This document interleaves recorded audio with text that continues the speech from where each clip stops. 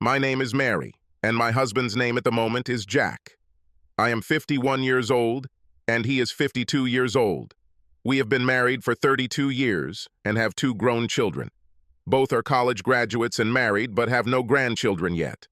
We live a comfortable life, and until about a year ago, we had a healthy sex life. We usually made love at least twice a week. About 10 years ago, I had a hysterectomy and started taking hormone replacement therapy Premarin. Sexually, everything remained the same, and I retained the same sexual desire as before. Then, about 2 years ago, a panic arose among my friends about taking hormone replacement drugs. Supposedly, they increased the likelihood of developing cancer and heart disease. I didn't really think about it, but after about a year, I found out that most of my friends had stopped taking Premarin. They strongly advised me to stop too. I called my OB/GYN and asked her about it. She said there is some risk, but she thinks it's acceptable for most women. But it was my decision. She warned me that if I stopped, I would go through menopause. I will most likely experience hot flashes and sweating. I may have mood swings and my sex drive may decrease, perhaps to zero. Sexual intercourse could be so painful that I could not bear it. I thanked her. These were serious consequences. My friends kept pestering me, telling me to stop. That sex wasn't worth dying for. They said they were glad their sex life was over. It was a relief. Their husbands were not happy, but that was their problem. They said that if Jack persists, tell him that you cannot believe that he thinks about his sex more than about you, that he is willing to risk your life for his sexual gratification. This should make him comply. I really enjoyed sex, but I wanted to live so I could see my grandchildren. So I stopped taking this medicine. I told Jack, but I didn't fill him in on all the details of the likely consequences. Within a month, I started having hot flashes and sweating. Over the next few months, my sex drive gradually decreased and I no longer wanted to do it. I know I have to satisfy Jack at least sometimes. Sexual intercourse became unbearably painful. This satisfied him, but did not suit me, and he wanted the same frequency as before. Honestly, I'm tired of doing this. I wasn't getting anything out of it, and I just didn't want to do it anymore.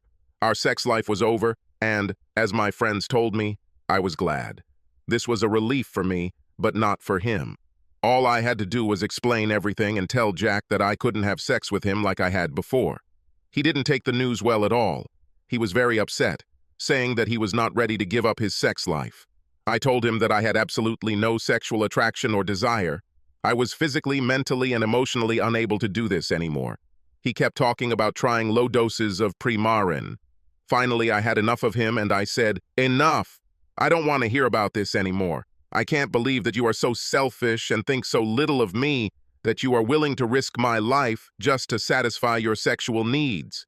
Why don't you grow up and stop whining? It's over. Deal with it and accept it." He just looked at me and walked away. He returned home very late and slept on the sofa. He sulked for a couple of weeks and gradually seemed to come to his senses. Our lives are pretty much back to normal, just no sex. And there was no intimacy. He stopped hugging and kissing me, and there was no tenderness. In bed, he turned his back to me. I realized that I didn't care. I didn't want any physical contact with him at all. About a month later, instead of going to bed after we showered, he started staying up late. He told me he wanted to watch TV to relax. At first, he did this a couple of evenings a week. Then he stayed almost every night. I wondered why. He had never really been interested in television before, especially late at night. The next night, he headed to the TV and I went to bed. About an hour and a half later, I woke up and had to get up to go to the toilet. And he wasn't in bed. Having finished, I entered the room. The TV was on, but Jack wasn't there. I saw that the light was on in the office and went to the door. Jack was sitting in front of the computer and watching a movie for adults. Jack's shorts were pulled down to his ankles. He was engaged in self-satisfaction. He had a towel on his lap. Jack moaned with pleasure. I knew that he was on the verge of no return. At that moment, I entered the room and shouted loudly, "So this is what you do in the evenings in front of the TV?" He started to stand up and tried to turn around, but got caught in his shorts, which were pulled down below his knees. He lost his balance, dropping his towel when he caught the back of a chair. Finally, he straightened up and pulled the towel over himself. He then pulled up his shorts and looked at me. It was almost comical.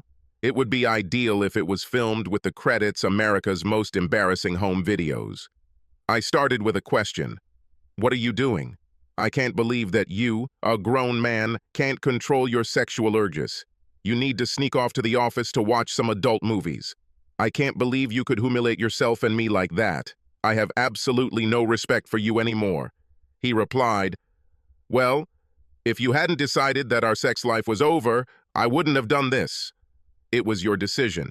You suggested that I could just turn off my feelings because that's what you wanted. Well, I can't and won't try to do that. I, a physically healthy, sexy man, I simply cannot live without sex. This is what my body requires. Me watching adult videos and doing this doesn't hurt you, and it certainly doesn't hurt me. It doesn't harm anyone. At least I'm not cheating on you with other women. I shot back. You? With other women? This is laughter. Look at you. You are 52 years old. Half the time you don't shave, you're at least 30 pounds overweight, and your clothes are anything but fashionable. You look like a bloated sausage. You are a slot. I pointed at his belly and said, the only way a woman could satisfy you in bed is if you paid her. I'll tell you what. If you can find a woman who wants to sleep with you without you paying her, I want you to bring her home and have sex in our bed while I watch. I'm not the least bit worried about this because it will never happen. I saw tears begin to appear in his eyes, but I continued. I slowly looked him up and down with the most disgusting look I could muster. I said, you won't sleep in our bed. You can sleep here in the office with your computer slut. And I better not find any stains on my furniture or carpet. Then, in my most poisonous voice, I said, you are disgusting and pathetic. Then I turned and walked back into our bedroom and slammed the door.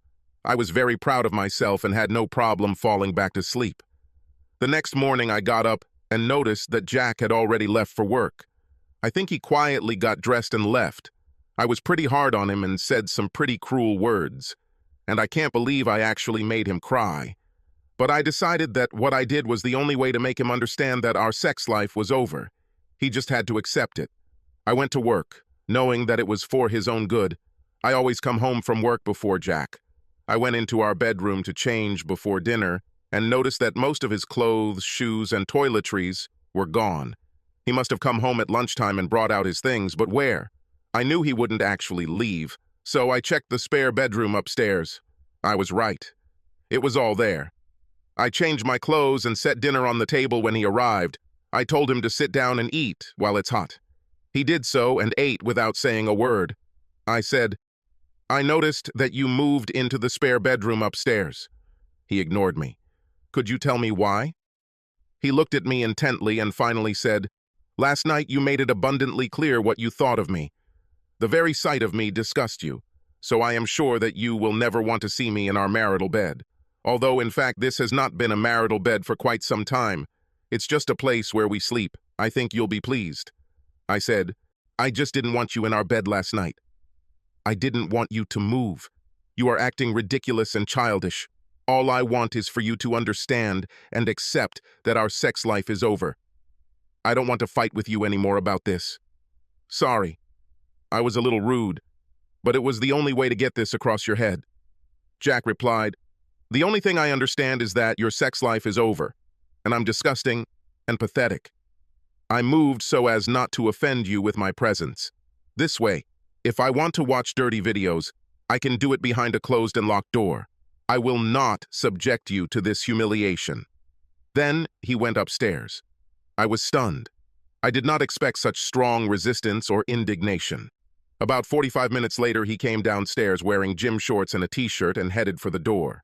I stopped him and asked where he was going. He said, you were right about one thing last night. I'm an overweight slob. I allowed myself to relax. I renewed my membership at Bally's Fitness and am going to work out. I laughed and said, it definitely won't last long. You won't be able to stick to this routine. I can't even believe that's where you're going. I'm guessing you go to one of those adult video stores to watch something new and retire to one of the private booths. He just looked at me and I saw the pain in his eyes. Then he left. I opened the door and shouted, I'm going to test you and see if you're going there. I waited 15 minutes and went to the fitness center. Of course, his car was in the parking lot. I walked up and looked out the window. He was there, running on the treadmill. I was convinced that this time he was telling the truth. I went home and went to bed. This morning, I saw Jack as he was leaving. He just looked at me and then walked away, without saying a word. Things weren't going the way I imagined. I decided to step back and let him calm down. All I managed to do was completely piss him off and push him away. This really wasn't what I wanted. I really still loved him. Perhaps I went too far with him. I had already prepared dinner when he returned home. He sat down and began to eat without saying a word. I asked how his day was, and he simply said, "Good." I told him that I had talked to the children and told him about them. He replied, "That's good." I asked how his training went, and again, "Okay." I said, "I bet your muscles hurt." I bought a bottle of Motrin at the store and put it in the upstairs bathroom. He simply said, "Thank you." We finished eating, and he went upstairs to the spare bedroom, which was now his bedroom. He came down 30 minutes later, dressed to go to training again. I said, "Have a good workout." He simply nodded and left. Over the next month, Jack got into the habit of working out on Mondays, Wednesdays, and Fridays. I checked on it from time to time, and it was always there. Over time, he became a little less cold and distant. It wasn't even close to a normal relationship, but we had real conversations and were polite to each other. After about 3 months, I noticed a big change in Jack. He lost more than 30 pounds and got toned. His new clothes fit him well, and he kept himself in good condition. He was a different person. I even had thoughts about what it would be like to make love to the new Jack. But my sex drive was still absent. I tried to play with myself, but I didn't feel anything. The lack of hormones definitely took its toll on me. A few months later, I came across a research paper that said the risk of taking Premarin was not as great as thought. Some studies have even suggested there may be benefits. I was confused. Was what I went through and what I did to Jack really not even necessary? In the end, I decided that the risk was really small and I was willing to take it. I called my OB/GYN and she said I had to come in for a test before she would write me a prescription. I made an appointment for next week. She refrained from telling me, "I told you so." I wasn't going to tell Jack until I saw my doctor. I didn't know how he would take it. Would he be happy and excited that we could be like we used to be? Or would he be even more furious because I should never have put him through all of this in the first place? I really missed him and wanted him to come back to our bed, with me. When I really thought about how I treated him, I felt terrible. I was absolutely cruel to him. Honestly, I don't know why I did it. Maybe it was a hormonal imbalance, but still this did not justify my behavior. For the first time, I thought I might actually lose him.